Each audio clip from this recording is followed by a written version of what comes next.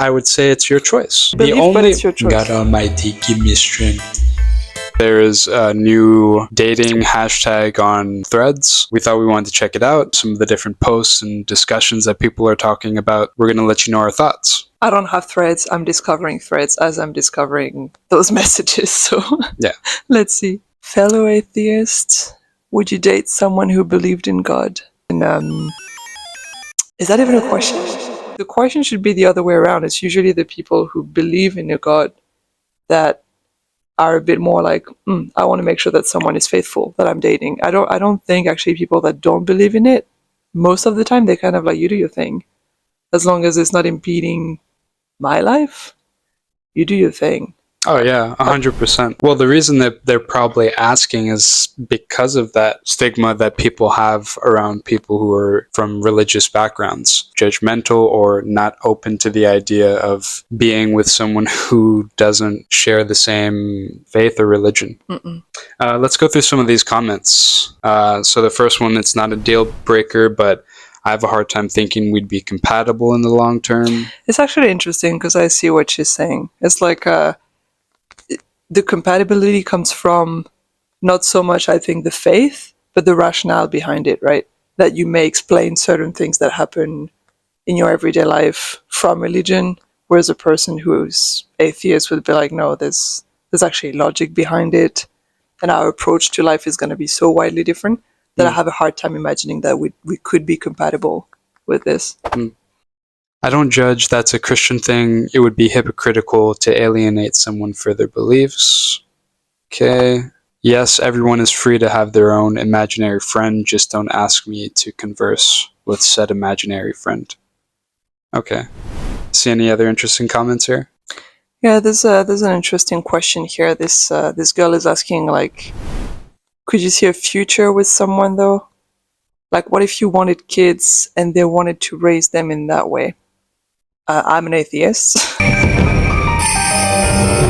With the atheist community, where a lot of people think that obviously we don't believe in it, and we tend to think that religion is something that's being planted in kids in their young age, that they grow up think a certain way because they were influenced that way. Because it's kind of asking, like, would you be okay with them being influenced from a young age, or would you want them to like make their own decision down the line? Well, I know many parents who actually raise their kids and they have different religious branches. Like some were raised Catholic, some were raised Jewish. There's many people in the world who actually do this. The way they handle it typically, the healthy ones that I've seen, is that they let the kids decide. Yeah, so that's more the atheist way. The question here she is asking is like if they wanted to raise them that way, to raise them the religious way.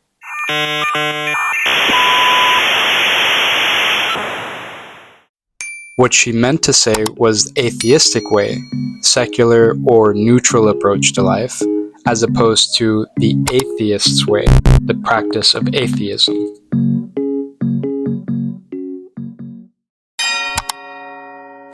If you raise them the atheist way, I don't think any atheist would have an issue. If you're like, you decide, that's fine. Any atheist would be like, you're free to decide your religion.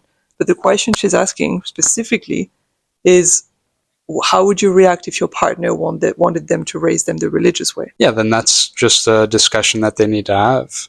Atheists don't own that way of raising kids. That's just the reasonable way to raise kids. But that's when neutral. You have different backgrounds, neutral. either politically or religiously. It's the atheist way because it's God neutral. There's no God involved. You're just like, you make your decision. No, but that doesn't make sense. Just because it's God neutral and you consider that way of raising a child to be reasonable or the middle, right? It's like it's the reasonable. It doesn't mean it's neutral. What? Of course it's neutral. You're not saying, hey, this religion is right or this religion is the only one that's correct. My religion is the only one that's correct. That's the religious way. As soon as you take the religion out of the equation, that's neutral, that's atheist. Pow! This way of raising your kids when it comes to religion belongs to atheism. People can take it, but as soon as you don't put your religion, that's a religion-free education, which means it's atheist. No, it doesn't It doesn't have to mean that, though, because their parents introduce them to their religion. They will extend to them, hey, this is what I believe in. Then you're influencing. But it doesn't mean that there's pressure. Yeah, in religious families, it's always a thing of pressure. Like, there's a difference between wanting and introducing and showing. Of course there is pressure. When you start saying, hey, this is my religion, this is what I believe in, to someone very young, you are pressuring them. That's the same thing when you say, it takes a simple conversation saying, while this is what I want, but it is your choice. Just because I have decided to go this particular faith doesn't mean you have to. No, but that's a conversation you have like way down the line. You don't have that with a kid that's like 3 years old or 4 years old. Like way before that, when you start, like when they just learn how to speak, if you keep being like, hey, this is what I believe in, of course it's going to plant that seed in the kid's mind. Like that would be naive to think that you sharing everything about your religion when they're very young is not actually planting a seed and influencing them. And you don't think that not introducing religion is a form of influence, or choosing to not introduce you can them introduce to religion. Hold on.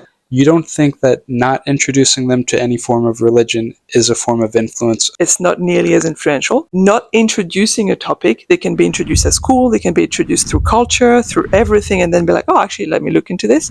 And second of all, you can introduce the concept of religion. You can be like, it's everywhere. No. You said, hey, this is what I believe in. That's not what I'm saying. I'm saying you can introduce the concept of religion through art, through book. Hey, this is a representation of the Christ. You know who the Christ is? It's in the Christian religion. It says in their book that this, and that. Hey, this is a representation of this religion. Do you know what this is? That's how you introduce the concept of religion. You don't say, I believe in that. You don't put any personal belief in it. I don't understand your point. Well, I don't know how to make it clearer. I'm not saying that there isn't any sort of influence there, but there is also influence when you choose not to introduce. No, but that's why I'm telling you, you don't introduce, you introduce it through theology. You explain what religion is as a whole. You explain the different religions. That's in an ideal world where, okay, let's assume that your kid doesn't know that you're a Christian, or they don't know that you're an atheist. It's like, sure, you can do that on paper, but in real life and reality, you can't exclude those sets of information. The question is not that. I agree that your kid would know. The question is, would an atheist want that? Could and would do not mean the same thing. And I think that's where it would clash, because of course your kid would know what religion you are. And of course that would influence them.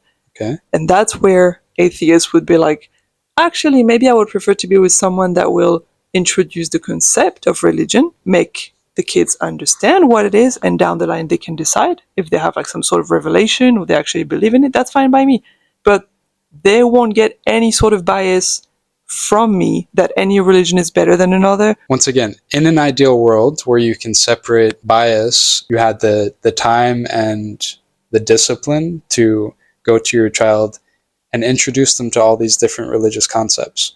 That is a form of pressure, whether you liked it. Absolutely not. Of course it is. Absolutely not. That's culture.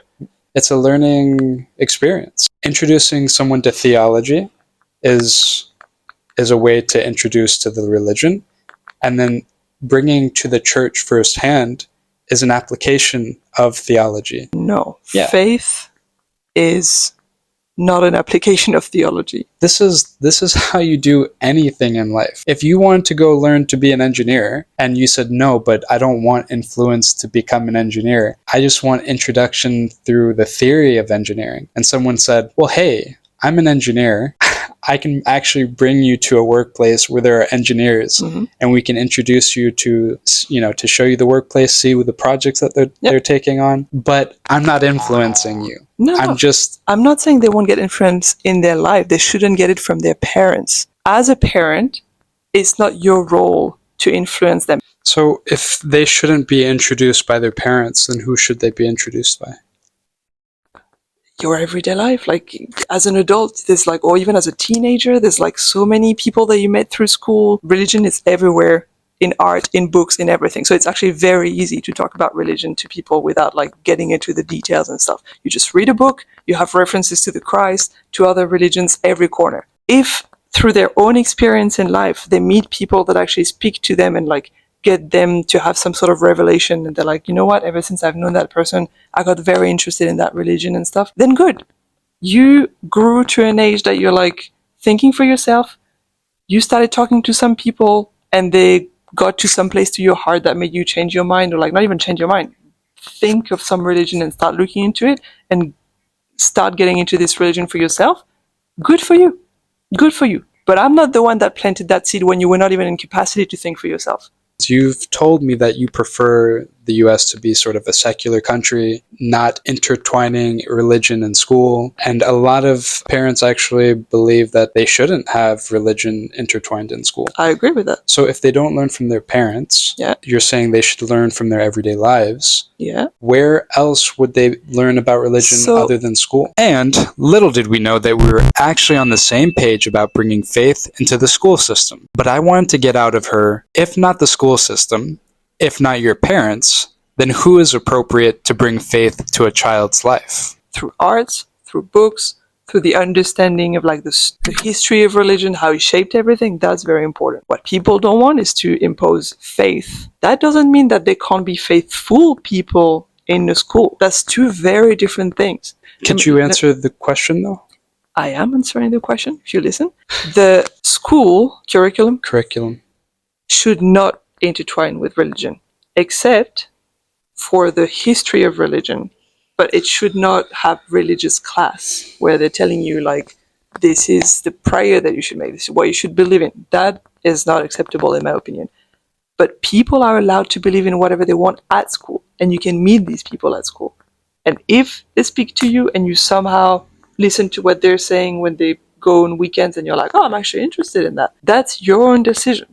A parent should not take their children to religious practices, is what you're saying. As an atheist, I would not want that. Back to the topic, because we're getting away from the topic.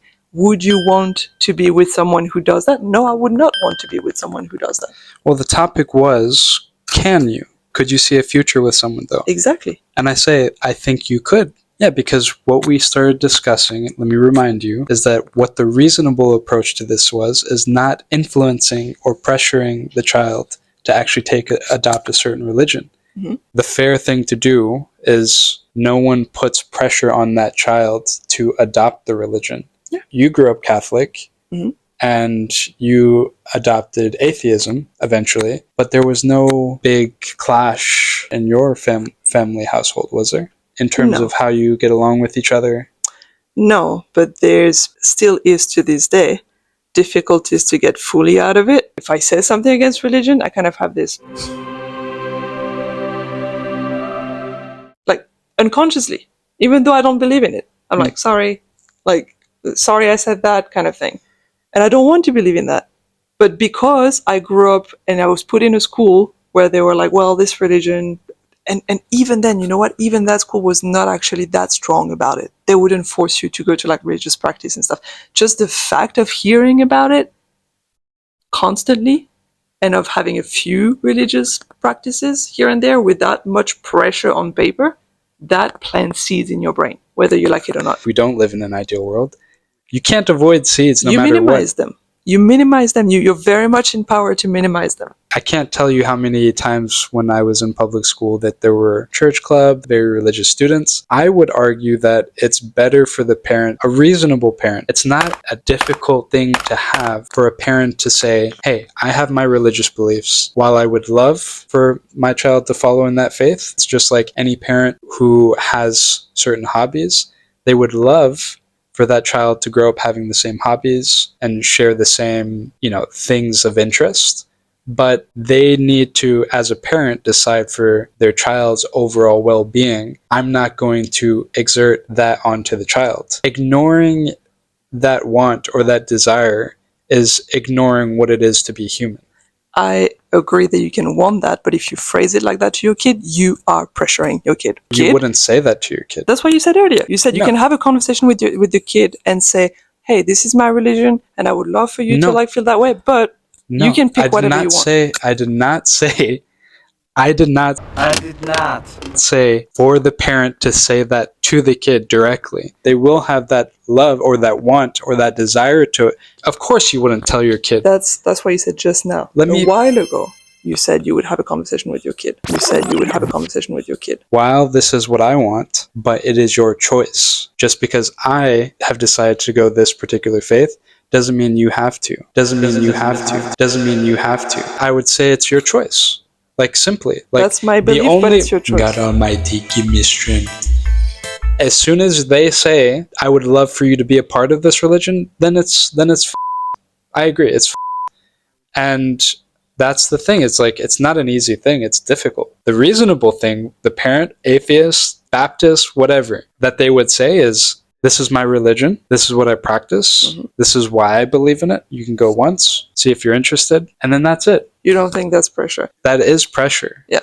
But it's pressure of a real world. If the kid is not exposed to it in that way, he's exposed to it by a youth group pastor that comes to the school, to those church clubs. Like, But you don't think by that point they already have a much more developed brain?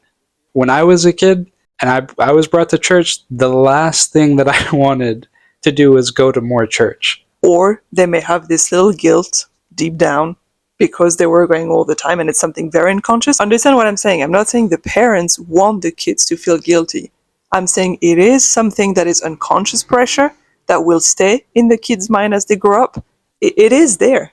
It's just there. Like, it's a thing. You're a sponge when you're a kid. My point is not saying you're not allowed to do that as a religious family. My point is answering to the question of whether an atheist would want that. Probably not. That's my point. That's fine. My question to you is, what is the alternative solution? I told you already. Who takes the kid to the church? No one takes the kid to the church. All right, so that's the solution. No one goes to church. No one goes and adopts religions. Period. お前はもう死んでいる。何?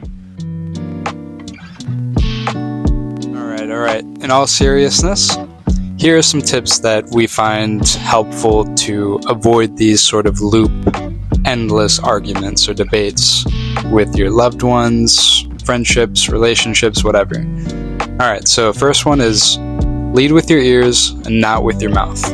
This allows you to listen and keeps you from reacting out of emotion and just keeps the entire conversation calm.